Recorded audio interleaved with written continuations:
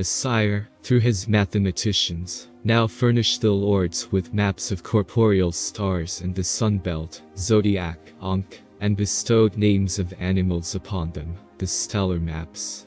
He also showed the position of the moon, sun and the earth in it, the sun belt. Moreover, he showed where the region of cows was, which is to say, the map placement of the constellation known as cows, the place of bulls, the place of bears, the place of horses, the place of fishes, the place of scorpions, the place of sheep, the place of lions, the place of crabs, the place of death, Sagittarius, the place of life, Gemini, the place of Capricornus, and then marked the seasons, and made 12 sections to the year, which was the width of the sun belt.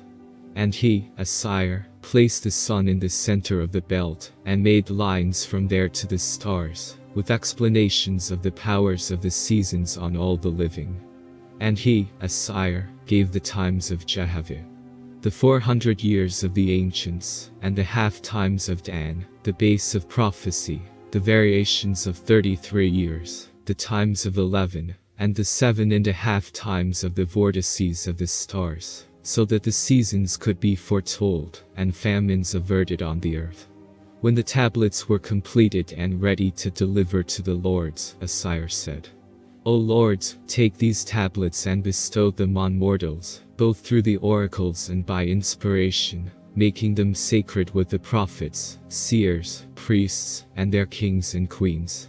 And you, O lords, shall inspire them of humanity to build temples of observation, to study the stars, teaching by the Gao, that ancient triangular instrument used for proving all things, such as height, velocity, and alignment, and by the travel of the sun north and south, and by Knes, the North Star, and by dark chambers, so that they can prove the Fichtus of Hull, a 24,000-year period when great changes take place on the Earth, in addition to the term referring to the average position of the North Star, and yet again, to certain distances from the Sun, where planets have orbits, for all that can be done or taught, shall be, to prove, to demonstrate, man's corporeal senses adequate for a perfect corporeal life.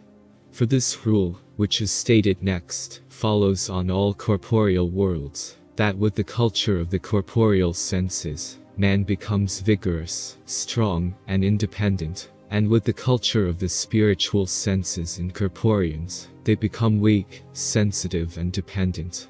In the first case of the culture of corporeal senses, they of humanity ultimately become selfish and wicked, and in the second case of the culture of spiritual senses, they of humanity become impotent and unadapted to corporeal life, and thus become extinct.